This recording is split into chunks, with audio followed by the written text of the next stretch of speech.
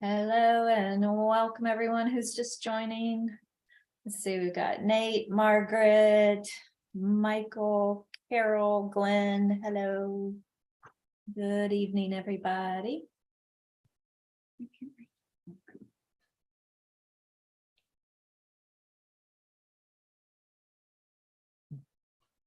There you are. Hi, Carol. How are you?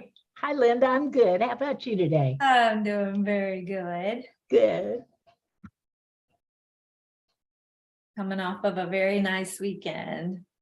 We had folks from about 10 people from Kadampa Center doing a 3-week Vajra Yogini retreat in the North Carolina mountains. And yesterday, the 3-week retreat culminated in a Vajra Yogini fire puja. So a lot of us went up and participated in that, which was really nice. Sounds beautiful. It really was. It was great. Good. Let's see. Rainey was there. Some nice pictures they shared. Oh, good. I haven't seen them. Oh, were they shared on Facebook, Heyman? Yeah, I think so. Okay. I'll have to look. Yeah, it was neat. It was really, really nice.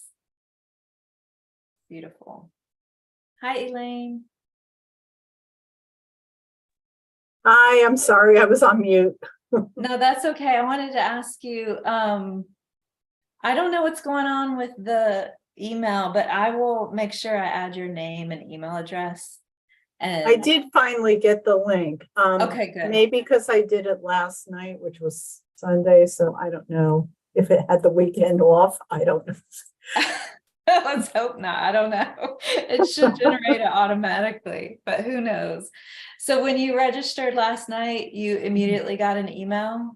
No, not until today when I tried it one more time. Oh, I wonder what's going on. Okay, well, I'll check it out. Thank you for letting me know, though. Sure. Hello, Chitra. Hi, Hemant. Hi, Chitra. Hi, Emily. Linda. Hello. Hello.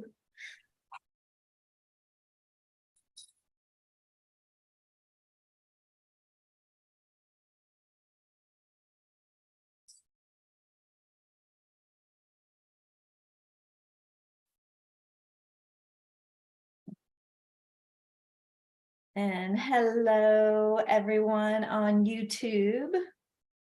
I see that Chris is there and Ian. Welcome, you guys. Looks like some others as well.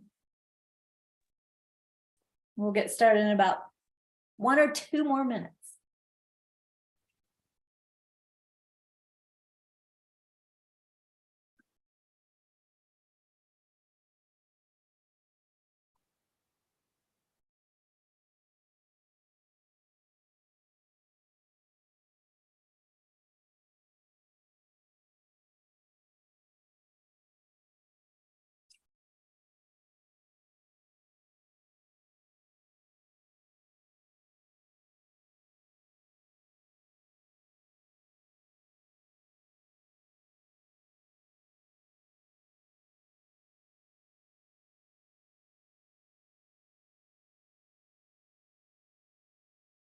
Welcome, Heen. How are you?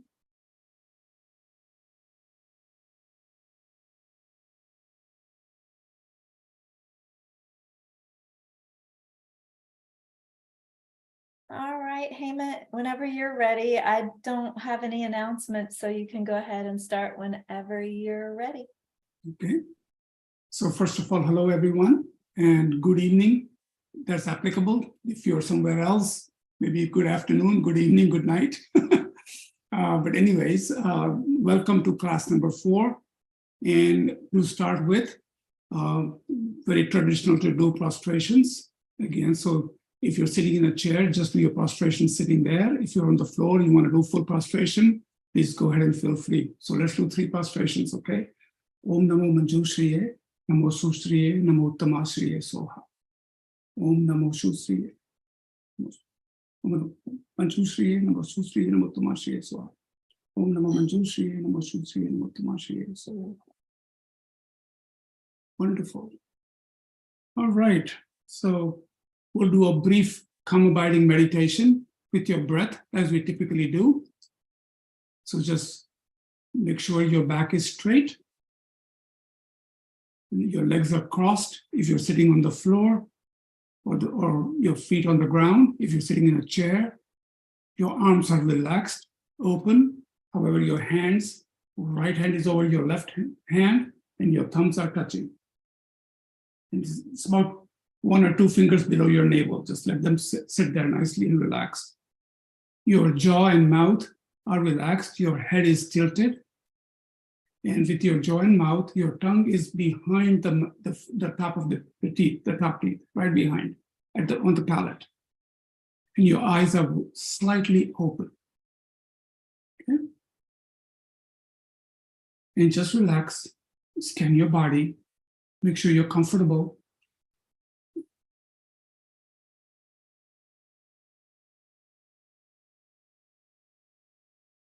And then as usual, as typically we do, we're going to focus on our breath. And what you do is you just keep an eye, you can sense it at your nostrils, or you can sense it when your stomach is coming out or going in as you exhale and inhale. So just focus on one place. And the idea is to keep your mind on your breath. And you'll find sometimes that your mind is wandering or it gets into a story. Acknowledge it. And then slowly bring your mind back to your breath. Let's do that for several minutes.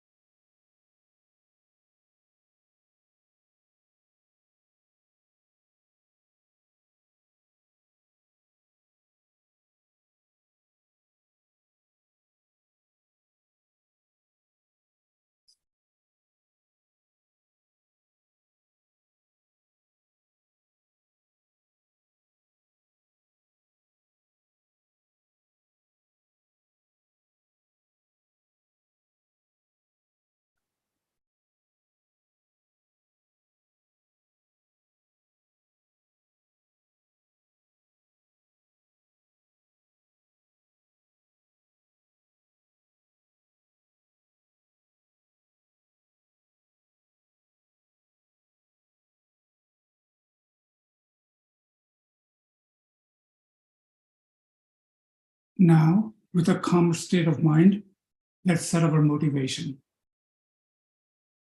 Reminding ourselves of our motivation again. So let's just be delighted that we are still alive. And this is due to this gas tank of morality that we spend so much energy and time, effort filling last life, which is the main cause of even why our breath continues to go in and out. Not because you're healthy, young, that's not the main reasons. Those are secondary reasons.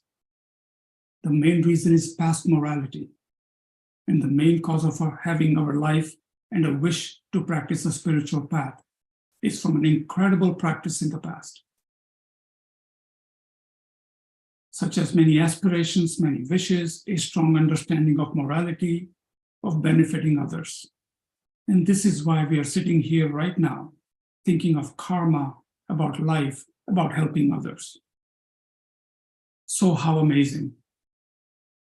And how tragic it would be to waste this opportunity. So how to get the essence from it, as they would say, is to use it.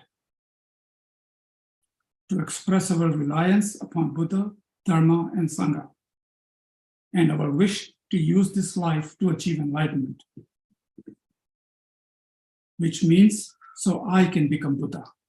So I can be of spontaneous benefits to others. to fully develop my true nature of empathy and love for others, to have the compassion that wants to benefit others, mixed with wisdom that knows how to. This is what a Buddha is, and this is our nature, our potential. So may this action of continuing to listen to Buddha's teachings, the Lamrim, cause exactly that.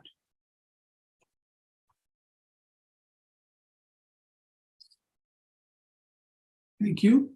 You can bring your attention back to the class. Again, this is class number 4, fourth one out of the 6 classes. So we still have 2 more classes after this, okay?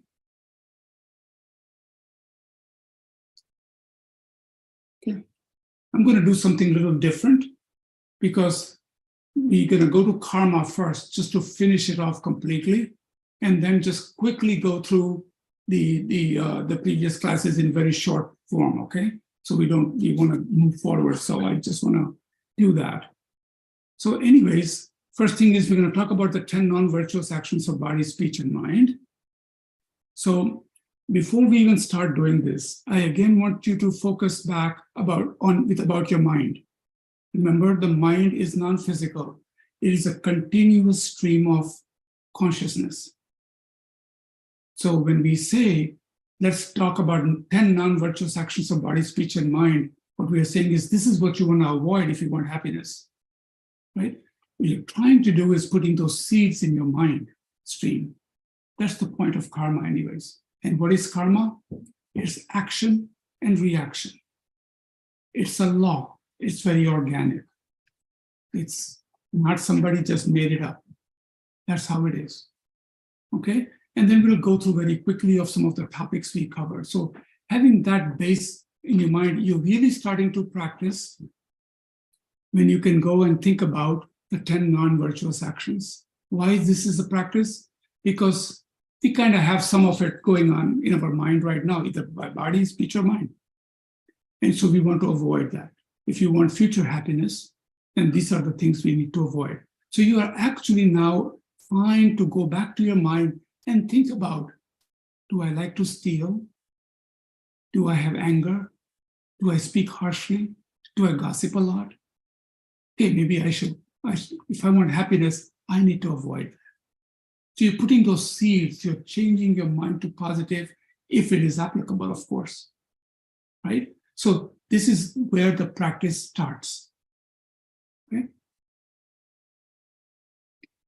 So any questions? There's 3 of body: killing, stealing, sexual misconduct; 4 of speech: lying, speaking harshly, slander, or divisive speech; gossip, covetousness, ill will, and wrong views.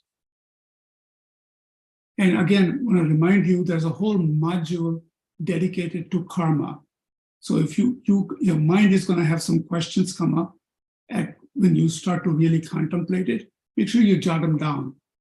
A good place for you to have those questions. And certainly you can always reach out to me also. So they say karma ripens in 4 ways. So we create a karma, it ripens in 4 ways. The first one is a fully ripened result. What does that mean? So it says if you sow the seed, you get the fruit, right? Example, a type of rebirth or consciousness you will have when you leave this body, okay, of a previous body. So if you remember, we'll see that we'll cover it later. At one point, what is the most prevalent thought in your mind? That's what you are. So at the time of the death, when you probably, depending on the situation, your mind is occupied with who you are at the moment. If you're grasping, craving, clinging, that's prevalent in your mind. What will happen to my house? What will happen to my this? What will happen to my husband, wife, children? All these thoughts. That's who you become. That's where your mind, it's dominated by those thoughts. So the point of training your mind to know that your mind continues, that you can put positive seeds, is to lessen the fear and know how mind continues. And when you have that positive state of mind, that's what you will go, whatever it's familiar with is what's prevalent. And so then they say throwing karma. The last bit then goes on to the consciousness into next life, okay? So that's the fully ripened result. So what you sow is what you reap, basically. the action similar to the cause.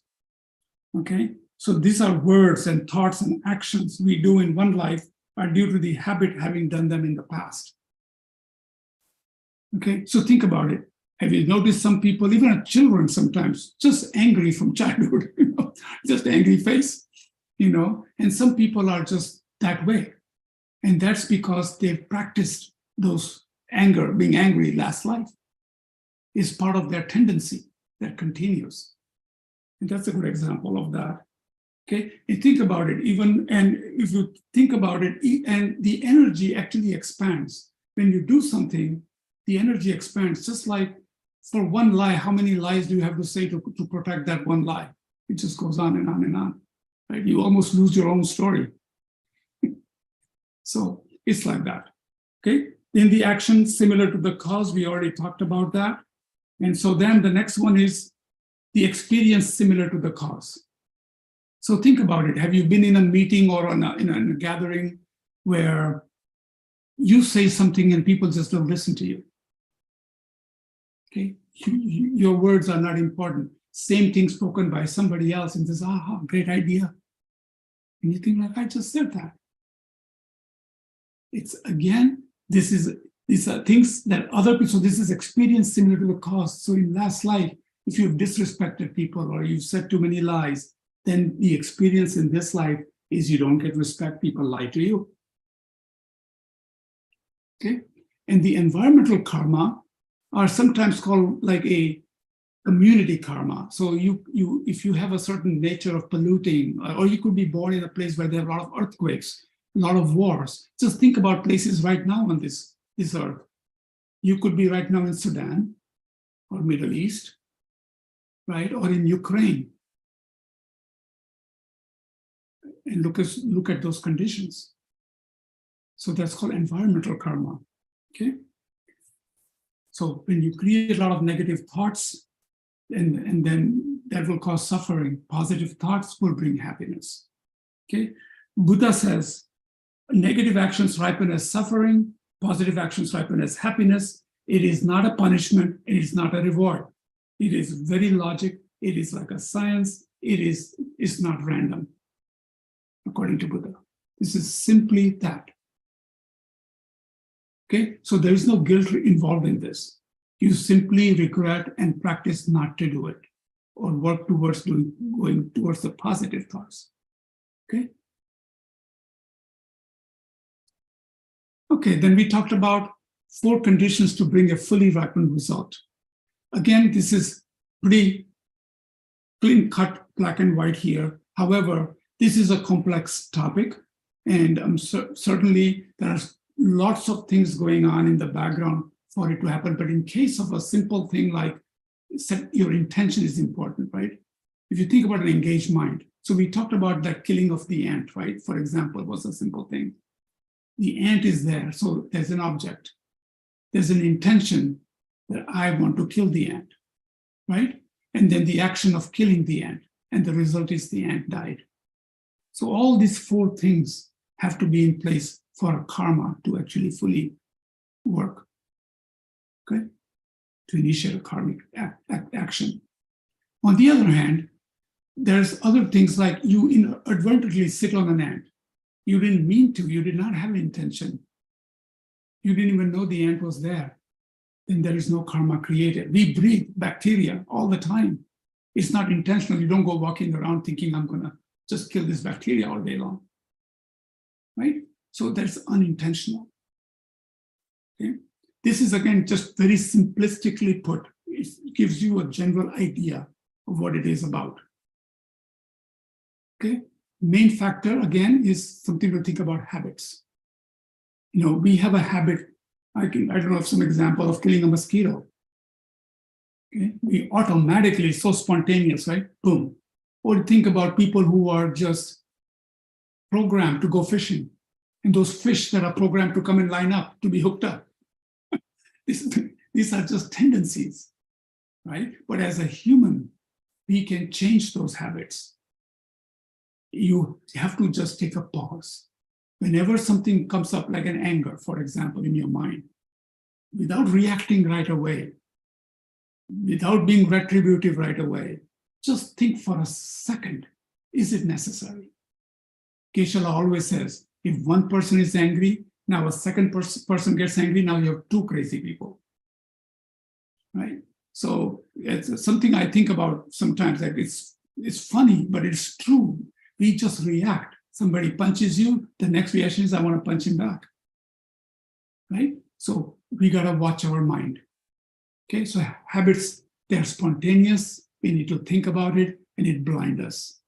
And we may not even see the harm we are doing. It's so ingrained, right? We've just been doing it for many lives and maybe picked up some habits this life. So again, the caution here is, if mind is a continuous stream of consciousness, and if positive thoughts create happiness and negative thoughts create unhappiness, now it's up to you. Nobody's going to change your mind. Only you can change your mind. You create your own reality. Okay? Okay, we will be covering the Four Noble Truths today, but I just wanted to bring something to your mind. So first one says that the first noble truth is that there's suffering, and there's three kinds of suffering. And second noble truth says there are causes of suffering. So I want to really focus on the second noble truth, there are causes of suffering. So remember in the karma, we talked about watch your body, speech, and mind like a hawk, and refrain from doing harm now. And those causes we will talk about, typically they say there are three poisons: ignorance, attachment, aversion. Then they add on 2 or 3 more and they expand it to pride and jealousy and so forth. But those are the 3 major ones. And what makes something negative are this feeling of I exist, and there's this inherent I in me. And we'll talk about that a little bit. Just give you a little preview here. And so when the I is attached so strongly and it doesn't get what it wants, it gets angry. When it gets what it wants, it's happy, right? But this is what, and then the minute that happiness comes, it's already passing by. I always tell people who buy a new car, you are fine and you're excited till the first stone hits you. All of a sudden, it's not that happiness is gone very quickly, right? It's just a mundane, very materialistic point of view, but I'm just giving you an idea of how happiness is even temporary in samsara. It's not that we are not happy sometimes. It's not that it's okay to have some pleasure. That's fine. How we attach to it. And what our mind does subconsciously goes clinging onto it. And when it doesn't get what it wants, it becomes angry, so it causes suffering. So we'll talk a little bit more about it. Here's the good news. But before I say that, just know that karma does run out. So you would wonder sometimes why some millionaire is such a crazy person. You think about it. And you have to understand that maybe in last life or lives before that, he was a generous person. But you don't know if that person can sleep that night. You don't know what other things are going on in that person's mind. Just because they're rich doesn't mean they're all happy. Right? On the other hand, you could see a poor person who has nothing, but then they receive gifts and respect. You have seen that. We can see that too. So karma is a complex cycle like that. There are many things that come to fruition. Okay. The good thing is the point to know is even if you do good work, good things in karma, you go to higher realms. You become rich. You are in desire realm. But then what happens when karma runs out? Like a bank balance. You're back in the cycle again. And you recycle again and again and again. The point being here, more than karma, is in a human realm, this precious human life, you have an opportunity to change that, to move forward, to go to a better place, or even become enlightened, to liberate oneself. And that's why it's important to know that creating merits is a wonderful thing. That is the true bank balance. We already talked about there are causes for everything. And we talked about why good things happen to bad people. But remember, our mind, my mind is my own, your mind is your own. It's not a hit or a miss. Only you can change it. Okay, the good thing is, now the good thing, we can purify it. In Buddhism, Buddha would say, one should not dwell on a guilt. A guilt is a subtle way of saying, pity me. The little I am down. Please help me. Please look at me. Okay? You're talking about regret. Know that we've done some crazy things. We've all done some wonderful things. We've all done some crazy things.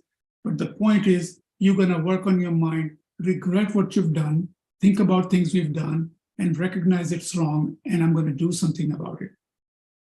These are called the four opponent powers. Then the second thing is, what do I do? So that for example, you're attending the class right now. It's a reliance on the teachings of Buddha. You can do mantras, you can do meditation. And why? It's not because it looks good, not because somebody says, aha, this guy is a quiet guy or he's sitting in a corner. No, it is changing your mind. You're working on your mind, right? That's what it's all about. So you rely on the teachings. Remedy is take some small steps. If you took something by mistake, give it back. If you did something wrong, it's okay to say, I'm sorry. Okay, so apply antidotes.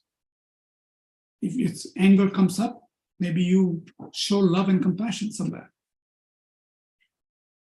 Okay? So you can always remedy what's done. You can work it. And what are you doing by doing it? It's not somebody's going to bless you. Blessing is there from thank you, but it's your mind. You are changing your mind. You're sensing that in your mind that I shouldn't have done that. I need to move forward with this, and I need to get away. And you can purify your mind. It says, and then finally have the resolve, the determination to not do it. And again, we talked about it last meditation. Small things you can say, for 2 hours, I will not lie. For 3 hours, I will not do certain thing, or I won't be angry. You can take small steps to working towards your mind till you can eradicate it. Okay? So let's see. I want to make sure I covered everything.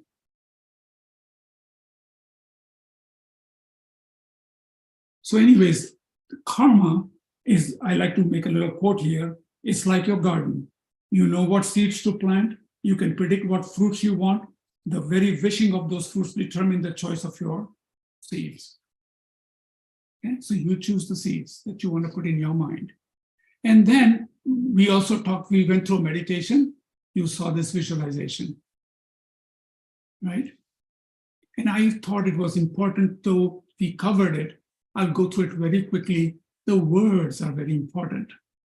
And if the whole idea of presenting the path module or Lam Rim, stages to the path, the key driving factor is working with your mind, right? So when you're working with your mind, this is one way of doing a meditation on Vajrasattva to purify. It is one of the most powerful purification practice, okay? And the meaning is important.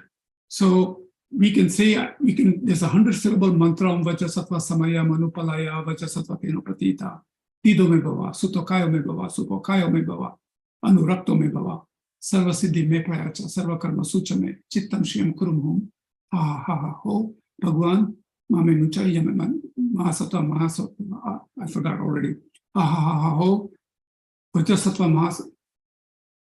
Okay, I have to read it. I forgot it. I do it but when you are saying it to other person, it's very different, but I'll go through that. So the key piece here is, let's look at the meaning. The being who has the wisdom of inseparable bliss and emptiness, a pledge that must not be transgressed. You're working on your mind. Lead me along the path. Remember, we are talking about the path. Make me abide closer to you, your holy mind. Please grant me a firm and a stable realization of ultimate nature of phenomena. Sorry, I went backwards. Please grant me the blessing of being extremely pleased with me. Bless me with the nature of well-developed grace bliss. What are you doing? You are really telling your mind this, aren't you? Not somebody out there, but just otherwise here in your mind, and you're telling your mind, please grant me this blessing. Please be pleased with me, right? Bless me with the nature of love that leads me to your state. So in other words, I want to become Buddha. Please grant all powerful attainments. And here's the word I forgot, Sarva Karma Suchame, Chittam Shriyam Kurum Hum, Ha Ha Ha Ha Ho, Sarva Tathagata Vajre Mame Muncha, Vajra Bhava Mahasamaya Sattva Ahum Te. So what it means is, please grant all virtuous actions. Please grant your all glorious qualities, the Vajra Holy Mind. And Ha Ha Ha Ha Ho are the 5 wisdoms. And there are 5 wisdoms. When you understand emptiness, a little more details, you will understand the 5 wisdoms. You know, just one is called non-conceptuality. One is the awareness of investigative awareness. One is of non-duality. One is ability of Buddha to be able to do whenever and whatever spontaneous awareness. There are some wisdoms that you generate as you become Buddha. So that's what it's talking about, that I received this. And one who has destroyed every obscuration, attained all realization and passed beyond suffering. So you become Buddha. That's who we're talking about. So those who have realized emptiness, knowing things just as they are, do not abandon me. So in other words, stay strong, my mind, stay strong. The nature of indestructible inseparability, the great pledge of being the great being who has the pledge, the holy mind, the Vajra holy speech, the transcendental wisdom of great bliss, and clarifying transcendental wisdom of beautiful bliss and emptiness, destroying the dualistic mind that obstructs it. And this is what the whole mantra looks like. At some point, people memorize it. It takes a little time. If you don't know it, become familiar with it.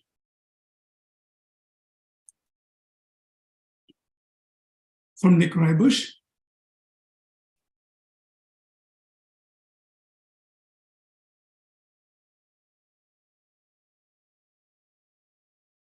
Okay, again, just a pause. Let's align ourselves. We went through this before, and think, what are we doing? Why are you in this class? We're getting an overview of presenting the path by Lama Tsongkhapa, Lama Atisha, who made Lamp of the Path of 84,000 teachings. Too many to read. You can't even sometimes understand it. But look how lucky we are that we have this. The main thing is we understand the nature of our mind. Right? We understand we need a teacher to guide us, to work with our mind and guide us. And there's ways to qualify a teacher, just like a teacher qualifies a student. And then the very important, very precious human rebirth. It is rare. And so when you get a chance, that is why it's called precious. We have an opportunity to do something about it. Okay, that's why it's important. So, you know, everybody, we actually finished the first scope. Precious human rebirth, death and impermanence, right? Future rebirths, upper realms, lower realms, refuge in 3 jewels, laws of karma. We are going to go to the second scope. So remember, the first scope was a primer. Is striving for happiness, is gearing you up. Death will come. It is definite. Time is uncertain, and only a practice, positive mind, practice of Dharma will help. If the mind is in the wrong place, it can go to lower realms, a mental state, right? But we are lucky to have a precious human rebirth. And so what we do is we then have a precious human rebirth. You have a teacher, you can learn these things, and then you understand the karma now. How karma works. So you start practicing, right? So now that's primed you. And I forgot one thing. After you realize that you don't want to suffer, you take refuge in the Buddha, the Dharma, and the Sangha. And then we learn about karma.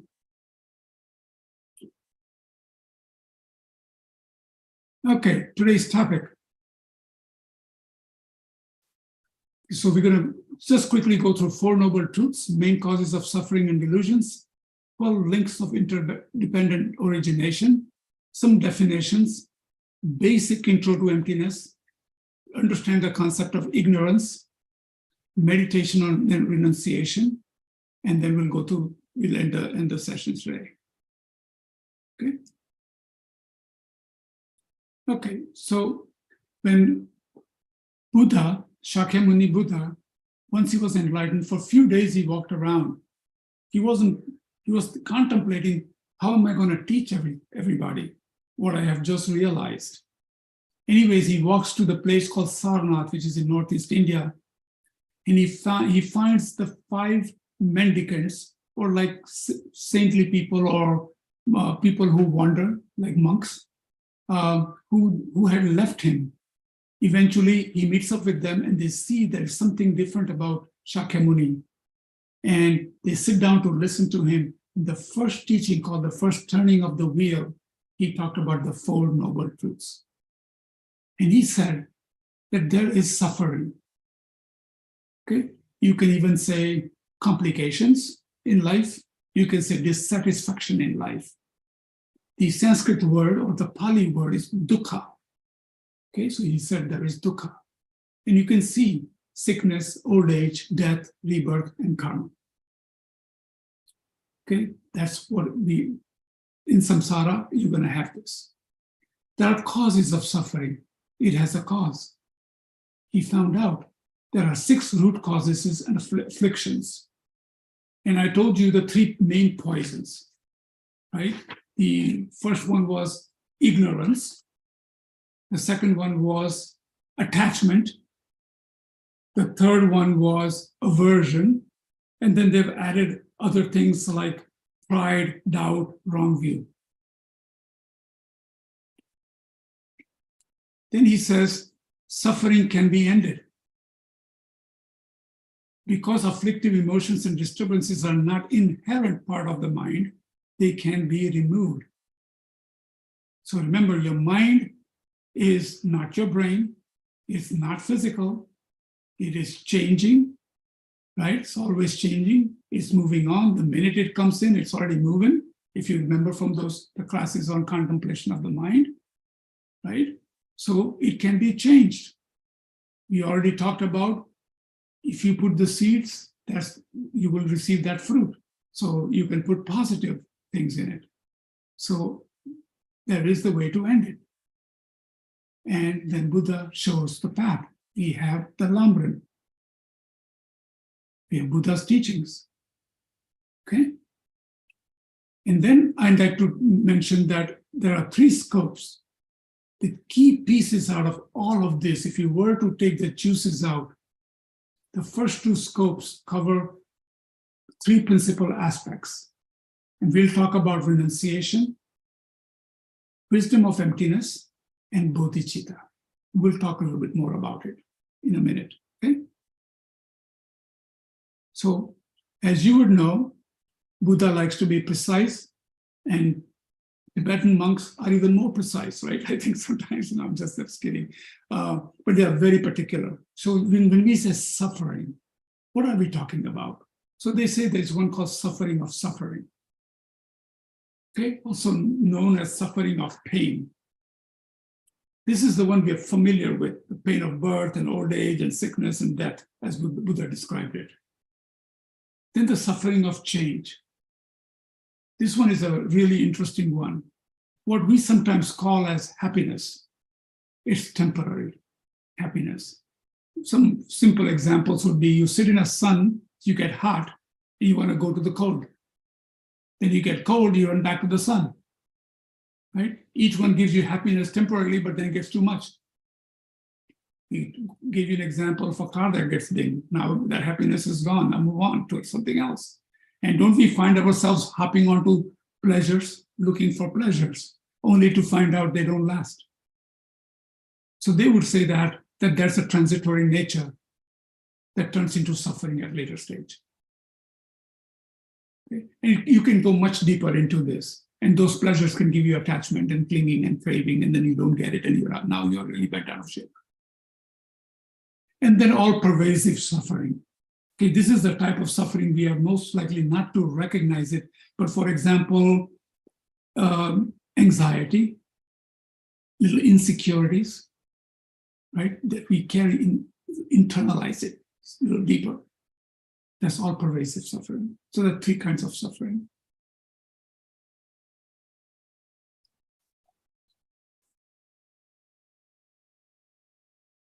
I already told you what causes suffering. Remember the three poisons. The one I said was the attachment. So Lama Yeshe says that's a self-pity. We are totally the innocent victim. Things happen to me or get done to me. Our delusional ego mind does not factor ourselves into it. We become a third party, you know. And karma, according to Buddha's answer, it is from our past actions. You get harmed because you've harmed others. Remember, if the fruit is there, you must have sown the seed.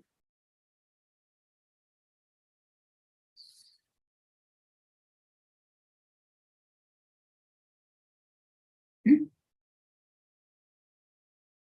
So there are a couple of ways to look at two main factors of suffering. I think we covered the two main factors, self-pity, me, and karma, and so forth.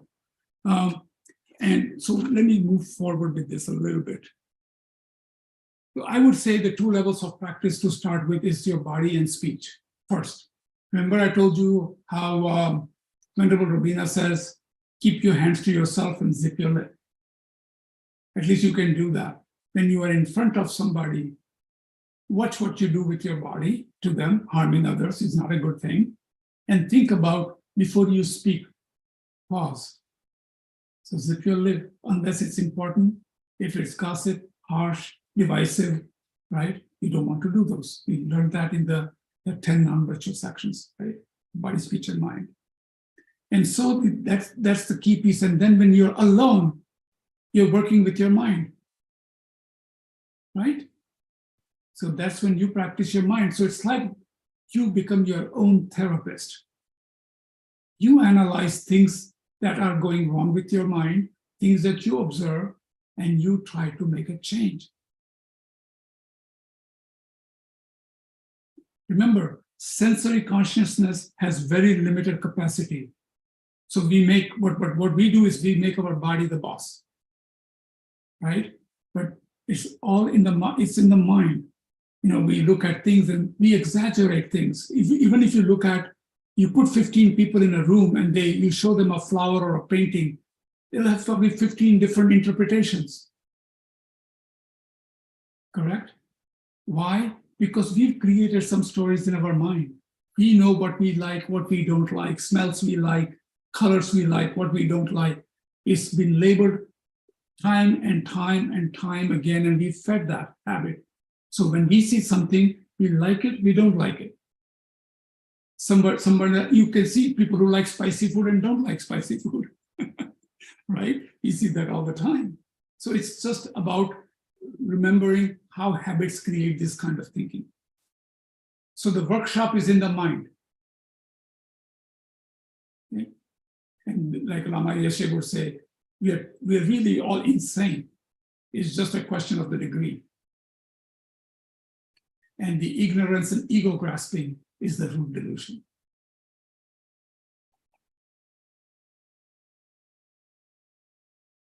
Again, we have mental consciousness. So actually what's happening when we meet anything we like or not like, we can create a picture in our mind and saying, look at it in a certain way. Don't cling onto it. Don't grasp onto it. Okay, that's the main idea behind this. Okay, so let's talk about what brings us again and again and again in this samsara. These are called the 12 links. And we'll talk about that in a moment. There are two main ways of presenting these 12 links. One is the scriptural way, linear, just the way I have it.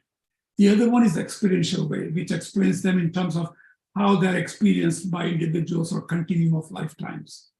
But for purposes of understanding what brings us again and again and again, these are the things that bind us in samsara. So it starts with ignorance. So here's the first one. And I'm going to take a look at some of my notes.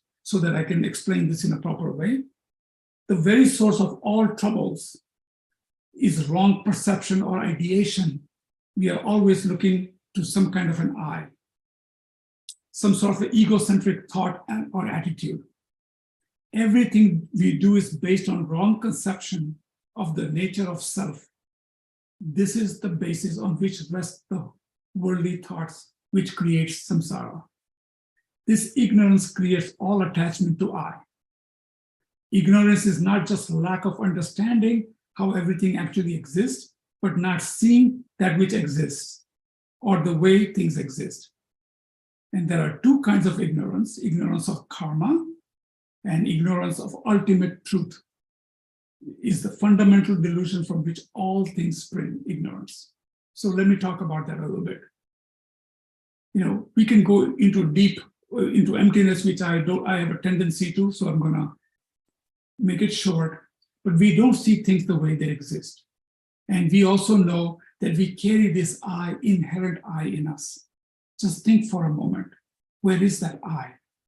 Kesala's class, you've seen it many times, he says, look for an I. Is it in my eyes? Is it in my head? Is it in my body? Is it in my hands? And then your mind says, oh, no, it's a whole package. Right? That's what mind was. It's not in the eye and it's not in the hands. And we know that. It's the eye, it's the whole package, me. Okay, you got to think about that a little bit. That I has been primordially in there because of your mind and your form, body, your karma. It's attached to the karma. It's been there coming in. But when you really look for it, who are we? We are simply, what are we? Think about it for a second. You can look at it. We have the blood cells. They generate bones, fluids, meats, senses, right? All these things. Where is the I in there is the question. So I would like you to think through that, okay? And when next class we talk about emptiness a little bit more, we'll have a Q&A on that a little bit. Just think about it. It's just very basic right now, that the idea is that we carry this inherent I, which is not there.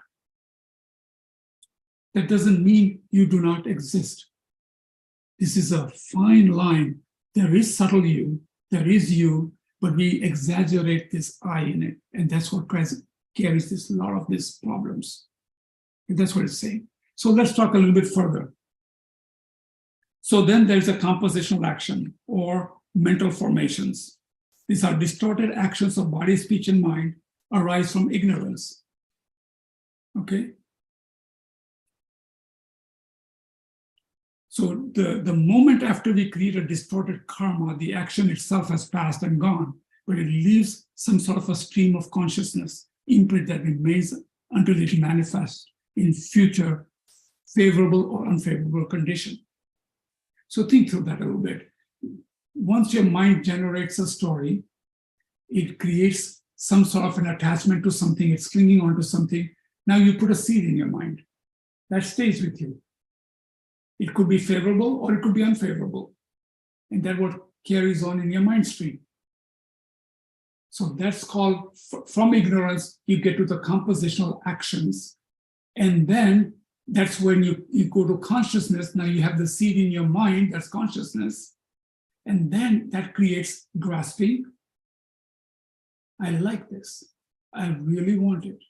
Now, craving. And then grasping is even exaggerated. Now I really want it. I can't live without it, right? And that becomes part of you now. And then when time comes up towards the death, remember I told you becoming. That's the prevalent mind. That's your idea at that point. That's where your mind goes, is grasping onto things. And then your karma leaves the body, your seeds leave the body, or your subtle self leaves the body, and then you have a rebirth. And then when the consciousness comes, when the sperm and an egg come together and consciousness sits on it, it's called name and form. After that, there's this process of 6 sense organs that arise, right? All the organs. And as soon as those sense organs get form, I should say, then the contact takes place. Touch, feel, seeing, taste, and all those things. So then the feelings come in. Oh, this is subtle. This gives me pleasure. Oh, this is not so good, right? All those things start. And then starts the aging and death. Right? Again, when you come to death again, whatever is in your mind goes on out because of ignorance. It moves on, is a part of your mind. You start again from top, ignorance. Right? Then all these mental formations take place. Start craving, grasping. That becomes strong again. And then you become that, you have a rebirth, you take another birth, you start again with 6 sense organs, you come in contact, you start feeling things, and again aging in death. This is what comes out, and Buddha says we can get out of this. You might have all seen this picture at the entrance of Kadampa Center or many, many centers. And if you go to big monasteries, you'll see this in the entrance. This is called the Wheel of Life. So just to see your knowledge now, how much you've already picked up, okay? So centerpiece here are the 3 poisons. You're not going to get into detail. Sometimes they show you a pig and a snake and a bird. These are from old traditions. These are the attachment, ignorance, and anger are depicted by these 3 animals. Okay? Then when you see that, let's look at the next one. Based on your karma, you go to higher realms or lower realms, or karma. This is based on your karma. Good karma, bad karma. White side is like they're talking about the good karma rising up. The next on the other half is the bad karma. The next are the 6 realms: the desire realm, the demigod realm, or they call it the god realm, the demigod realm, human realm, animal realm, the ghost realms, and hell realms. Mental states. Okay, and then the outer circle are the 12 links that keeps you in this circle. Center comes up, good and bad takes place, 6 realms come up, six links keeps binding back in circle again. The fierce being on the back symbolizes impermanence. The wonderful thing is things are impermanent, we can change. The moon on the left side depicts liberation. And Buddha pointing says, there is a path. See, so this keeps you going in circles in samsara. You want to liberate from there. So there's the moon, and Buddha shows the path. So this is the beautiful way of saying we've covered death and impermanence, precious human rebirth, the 6 realms. You've seen the karma going up and down, and now you've covered the 12 links. And that's what keeps us going in circles. So I wanted to finish that.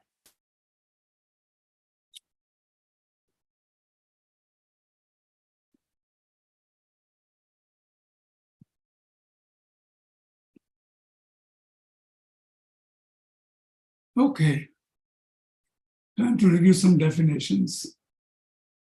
Yeah. So let me just pause.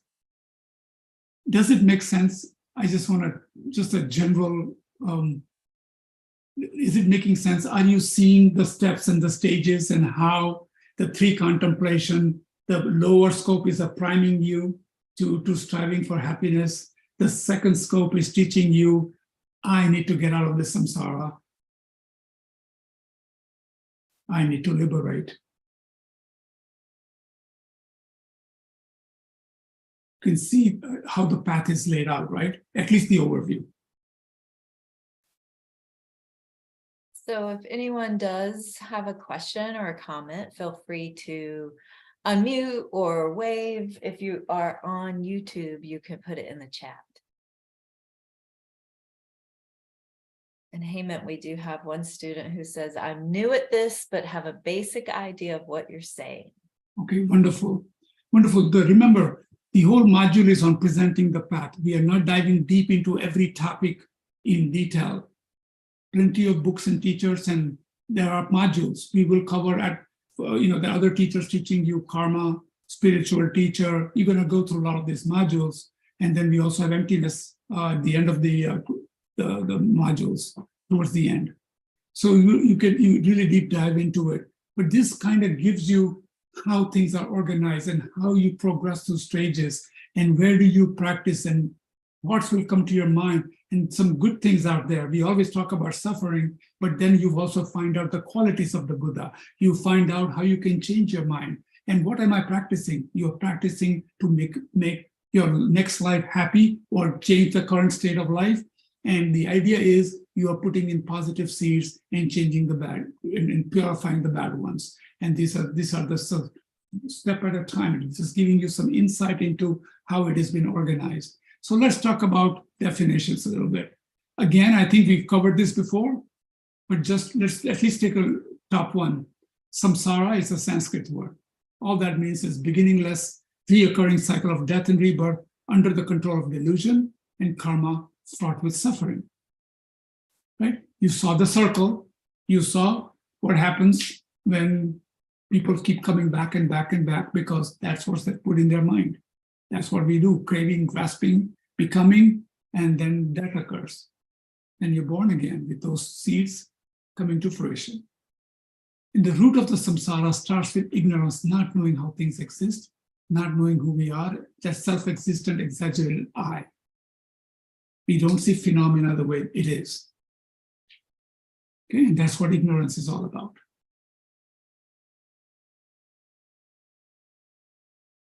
So before we move on to the next definition, the wheel of Dharma that I showed you and the 12 links I showed you, that is shown to you to show you that one must develop this yearning, this wanting to liberate oneself. You can see again and again and again, you don't even know what next life is all about. If you may know your mind better than I do, but depending on your karma, you don't know what past karma will come to be.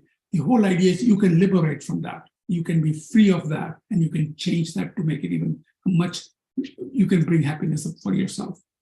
So that's why people want to renunciation does not necessarily mean you leave your home and go in the cave and sit down.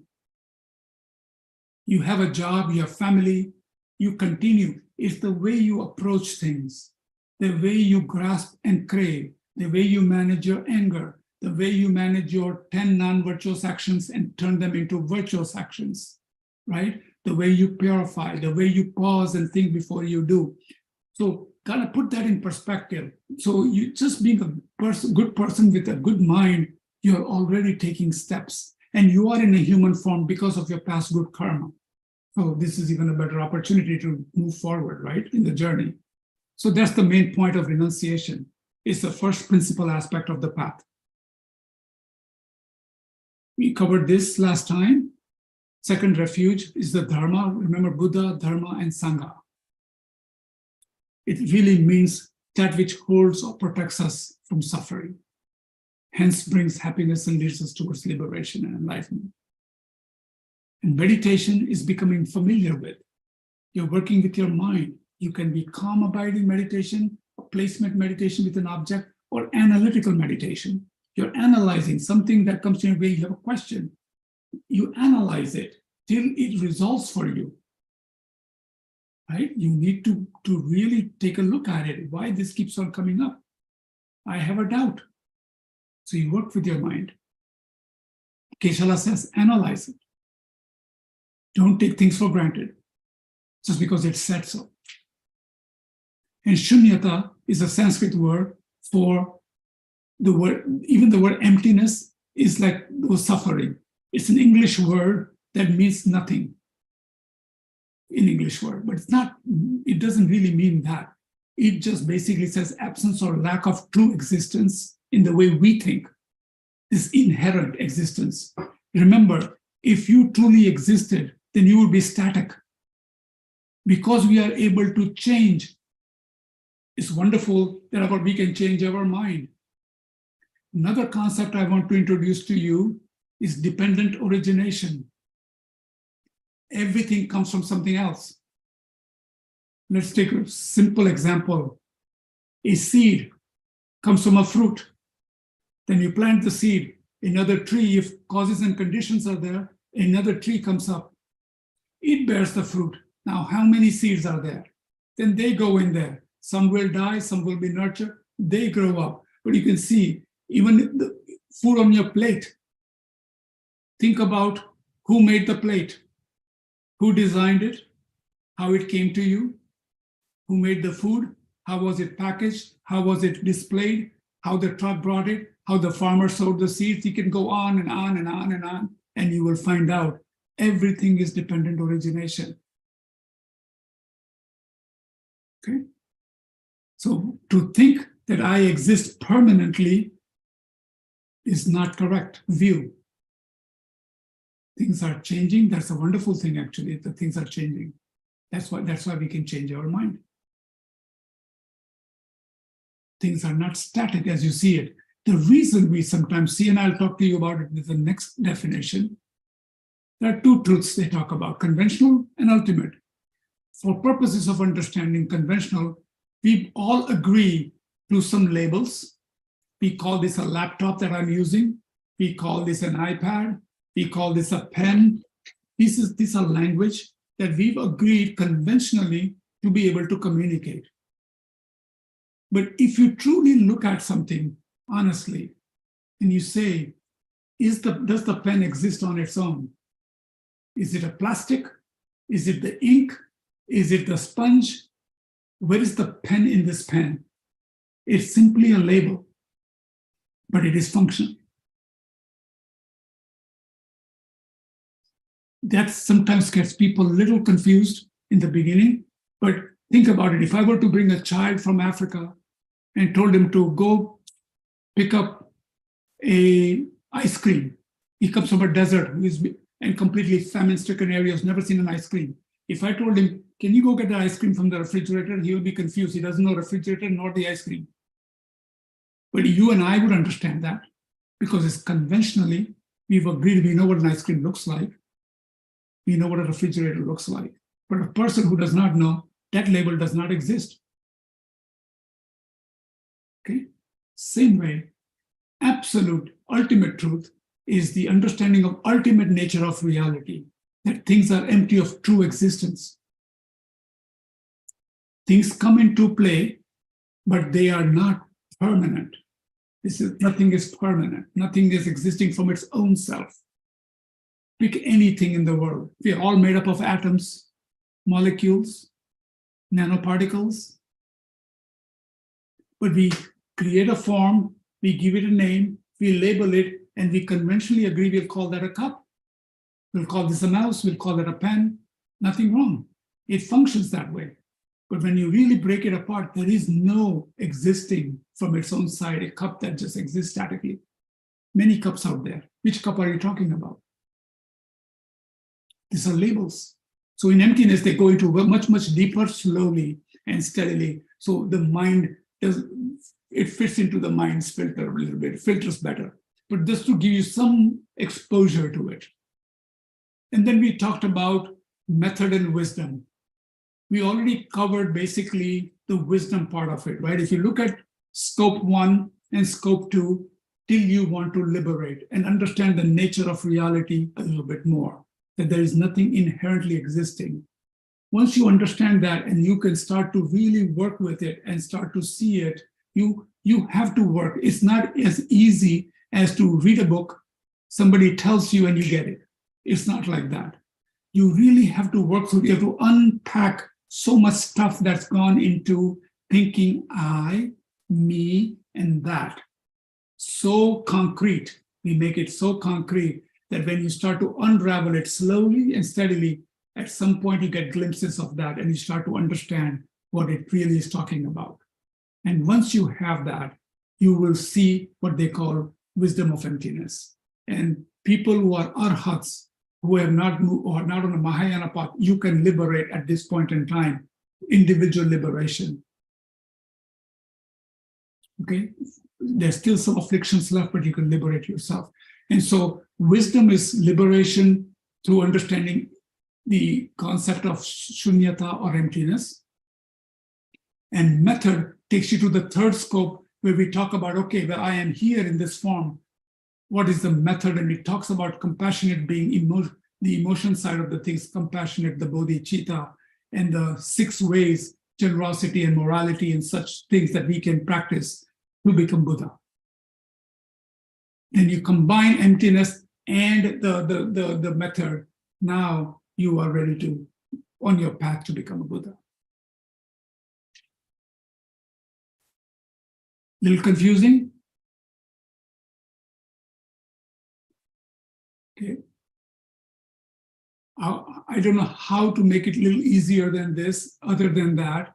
These are concepts that you just become familiar with. That's why I ask you to read a little bit more, understand these concepts, just know basic things, such as that we are here. We call Maria, we call Linda, Hemant, we give names. But when you look at it, what is the difference? We create you and I and all this kind of stuff, but we are all of the same phenomena. We have been in touch with each other. Like they said, we've been mothers. You've been my mother, I've been your mother in the past. And I look at it this way in a simplistic form. If you were to take a whole bunch of sand grains and put them in a bottle, for example, and shake it, I bet you they touch each other at some point. Right? So if your consciousness continues and continues and continues, you don't know what birth you will take, who is your mother, and next mother, next father, who you will be mother of, that kind of stuff. There's always this. So we need to understand the ultimate nature of things, and do understand that conventionally we can see each other, we can label because we need to function. That's perfectly fine. However, this is the way it's been described. And then when you look at the 3 scopes, know that there's a wisdom scope. There are scopes with wisdom in it. That wing is for liberating oneself. And then when you combine with wisdom and method, you are on your way, as a Mahayanist would say, to the Bodhisattva's way to become Buddha, fully enlightened being. At least keep that in mind and not confuse yourself at this point in time. So there we go.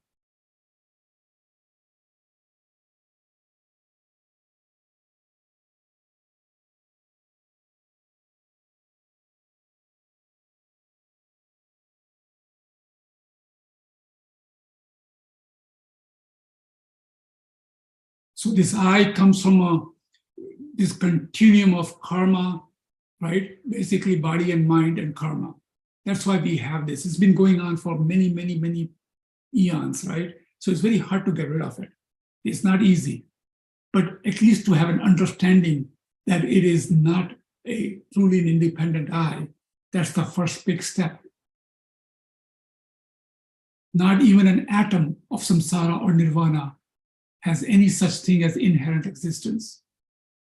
Just think of that for a second. Take anything. Does it exist from its own side? Or does it have a predecessor? And that has a predecessor. Analyze that. When you walk outside today, look at your carpet, look at your chair, look at yourself in the mirror, books, cupboards, anything. It comes from something else. And that comes from something else, and that comes from something else.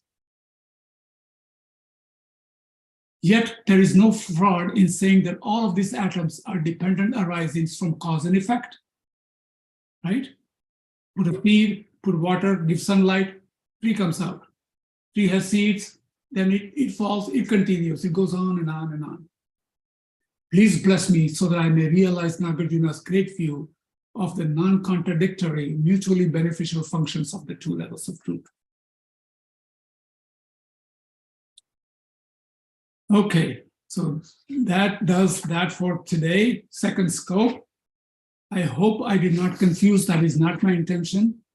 I was trying to cover second scope in the most basic way, but sometimes these topics, you must recognize that this will be covered more deeply, and that you will have some times to read, talk to Geshe-la, talk to lamas, and then you will contemplate, you will meditate, you will develop your own practice, and these things over time will start to settle in very clearly.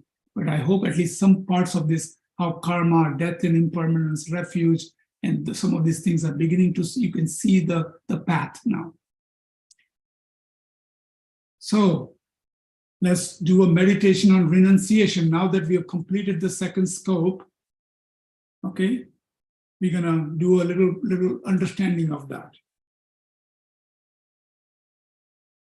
So get back into that position and just kind of comfortable, back straight, and just focus on your breath for about a minute.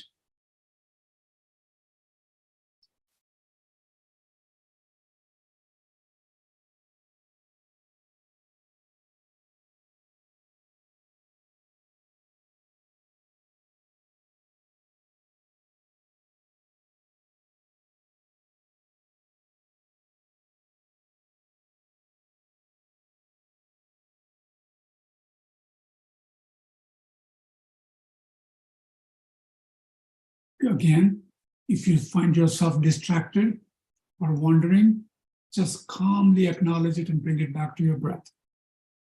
The idea is to develop concentration.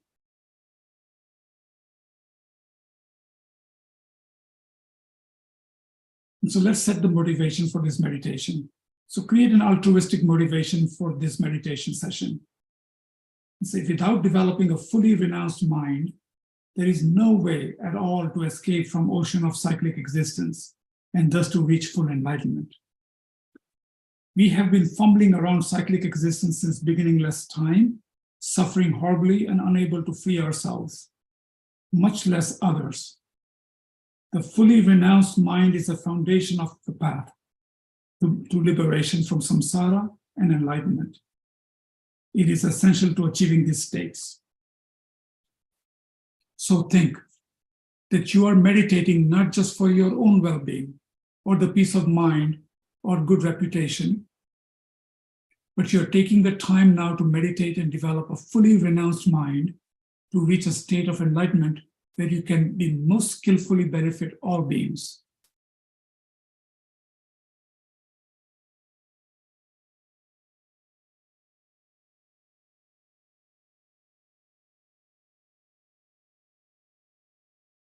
This meditation on renunciation is based on all meditations of the lower scope: perfect human rebirth, death and impermanence, suffering of the lower realms, karma, refuge, and the middle scope, the suffering of cyclic existence, all of the 6 realms, as well as general samsara, samsaric sufferings, the causes of suffering, the mental afflictions, the 4 noble truths, the 12 links of dependent origination.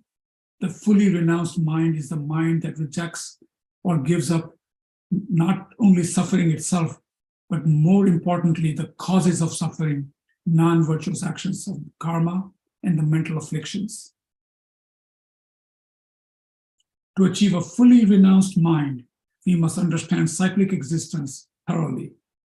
We must understand in what way all levels of cyclic existence are in the nature of suffering. We must understand what is suffering and what are the causes of suffering. So contemplate the 6 realms of cyclic existence, one by one. Contemplate the sufferings of each realm, from hell realms to the highest God realms, especially focusing on the 3 lower realms, the animal realm, the ghost realms, and the hell realms. Contemplate the causes of rebirth in each of these realms. Come to the firm conviction that there is no rebirth anywhere in cyclic existence that is not permeated with suffering brought about by our being under the control of delusion and obscurations of our minds. And now come to conclusion that you no longer want to ever be born in a cyclic existence again, and fix your mind on that conviction as long as you can.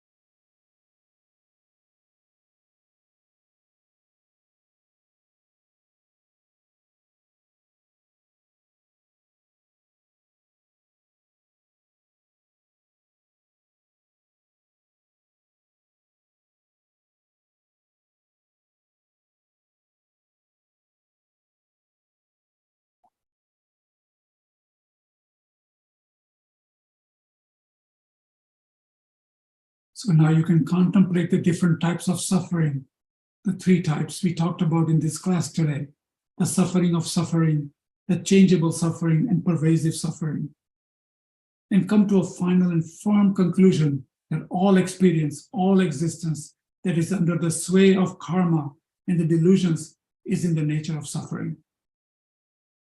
Fix your mind on this conviction with a concentrated mind.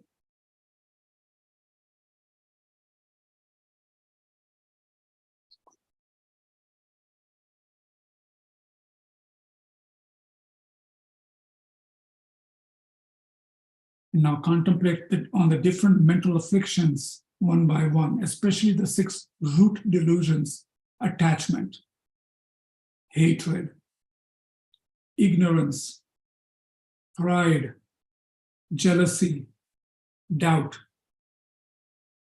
These are some of the root causes of creating continuous negative karma, and thus the cause of our beginningless suffering. These mental afflictions have caused us again and again to take horrible rebirths in the lower realms, suffering interminably and unbearably for eons and eons. And if we do not renounce them, reject them altogether, they will cause us to take similar suffering rebirths again and again in the future. And now, since you understand that to be liberated from all suffering means that you must renounce these causes completely and forever, coming to a strong conclusion that you never want to be under the control of the delusions and the resultant karma again. Fix your mind on this conviction as long as you can with concentrated mind.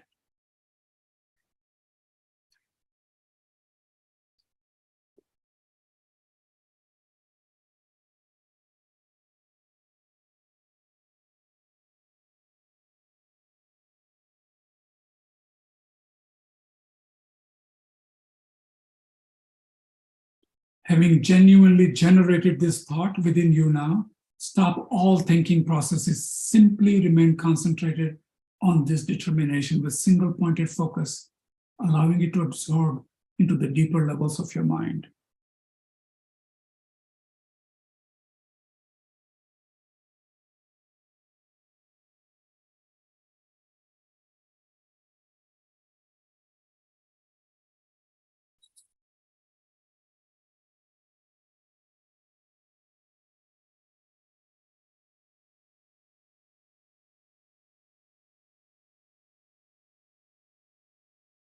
Dedication. Having made this effort to achieve a fully renounced mind, may I in every moment renounce and overcome the causes of suffering, that is, every mental affliction in the mind. May I be swiftly be liberated from samsara and progress to the state of supreme awakening in order to lead all beings to their supreme state.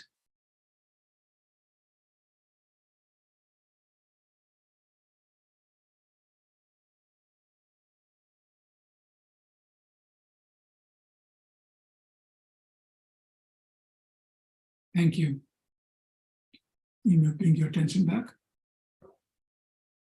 So you can see through this meditation, you kind of went through what we went through in the first 2 scopes, right? And you can see slowly and steadily how it's building, how it's getting a little advanced, and it brings in some topics, very, very, very powerful topics. So now you should at least understand what a renunciated mind is. It's a conviction that you want to avoid delusions. It's a conviction that you want to become Buddha. It's a conviction that you want to sit on that train and go towards that way. So that's a renounced mind. And also it's a conviction that you don't want to come back in this cyclical cycle again, the 12 links that we covered, right? And we saw the picture where Buddha is pointing the way, and that's the teachings of the path, right? So appreciate your time.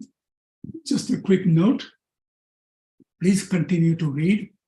I cannot check on anything. Maybe in the last class, we'll go through a couple of excerpts from these readings, but please continue to read. And especially, you can even start, if you haven't already, the outline of the path to enlightenment. It covers all 3 scopes in a summary form. very nicely written. But the method, wisdom, and the three paths I really like, because today we talked about the three paths: path of renunciation, path of emptiness, and path of bodhicitta. These three concepts, if you were to take some of these teachings, that's what you want to carry with you. Okay, and then if you haven't started reading Liberation in Palm of Your Hand, at least attempt to read that. And then the two books that we've been talking about, if you have them, Wisdom Energy, the Essence of Tibetan Buddhism, I would read that.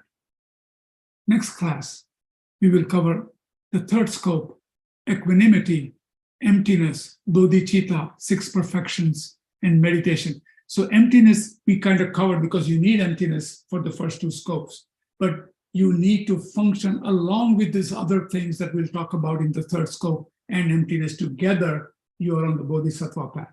So we need to talk about it again. And then we'll do meditation on emptiness. Okay. And then the following class, the last class, we'll do meditation on bodhicittas.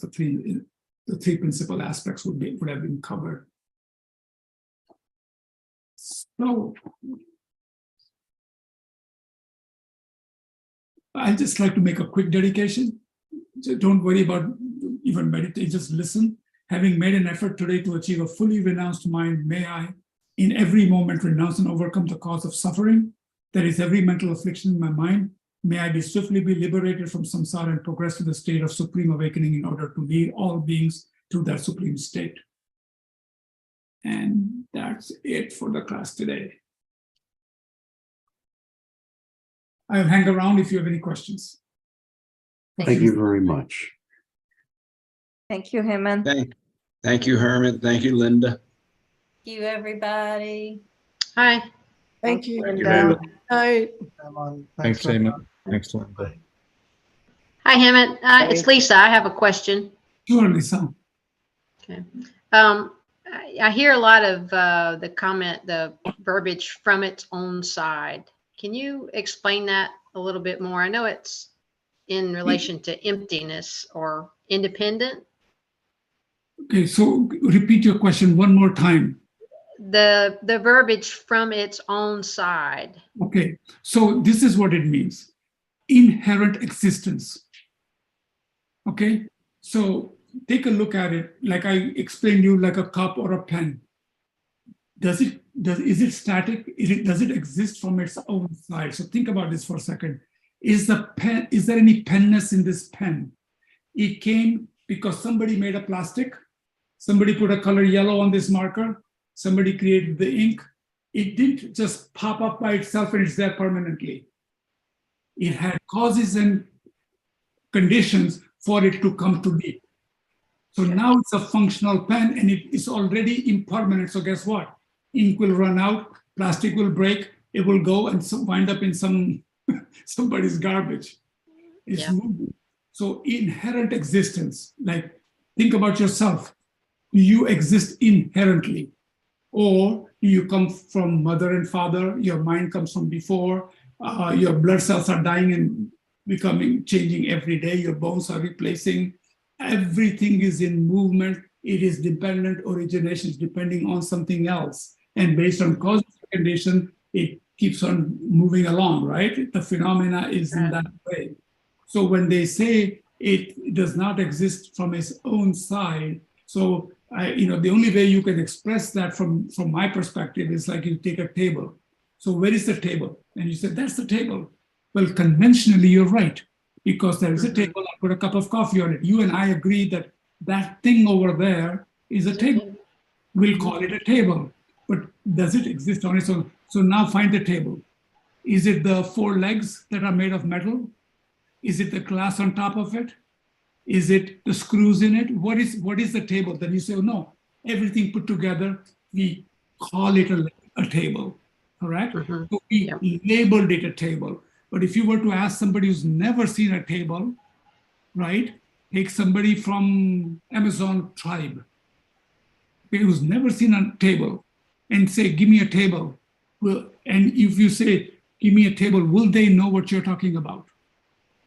No, probably not. Conventionally, you and I know that we're talking about a table, and if there's one there, we can say that one. Now think about a table. How many tables are there in the world? Which table are you talking about? Mm-hmm. Yeah. So you see, there is no tableness in the table. It's simply many tables, and yet that table exists. If you point to it and we conventionally agree, that's a table. So for language purposes, we have labels. Right. Right? So they say everything is dependent on their parts, causes and condition, and a consciousness that labels it. But nothing, Gotcha. but nothing exists inherently. That is what they're talking about. So that's the same thing as inherent existence from when you say from its own side. Yeah. So Yeah, okay. nothing is inherently existing. Everything is changing. Everything is interdependent, dependent arising. These are words they use. Okay, got it. Thank you. Yeah, Thank and we can talk about it a little further. Really love to chat about it. And I'm privileged to teach emptiness at some point in a couple of months from now. Mhm. Okay, thank you. Thank you. Any other questions? Go ahead. I have Elaine. a question. Okay, so if you have a feeling such as jealousy or anger or any of the feelings that are not so much fun, and you want to detach from that, but you know you're feeling it, what do you do? That's the work in progress of practice. So when you meditate, these feelings come up, observe them, look at them. Is it proper? Is it good? Is it causing you problem? Now that you know the virtuous and non-virtuous actions of body, speech, and mind, and the attachments and what it causes, the craving and the grasping, and how it creates this cyclic existence, you have to work hard at finding what's your root problem, what is it causing you? You need to analyze. That's one of those analytical meditations, right? Mhm. You start to look at it and saying, okay, where is this coming from? Mhm. And what is it doing to me? And is it, Right. and you'll see sometimes they'll do meditation in Kadampa center. They'll even put things like for equanimity purposes, somebody you like, somebody you don't like, somebody is neutral, and you find out in the end, you like this one because he's good to you, he's kind to you, says the good words to you. You don't like somebody because he says something that you don't like to hear. And a neutral person neither says bad, so you're like neutral. It comes down to that I that is exaggerated, that thinks I am there, and if it doesn't get what it likes, it's not going to like it. Right. That's where the feelings can be positive or negative, but you need to see how you attach to them, Right. right? And So one other question, is the goal to eventually not incarnate again?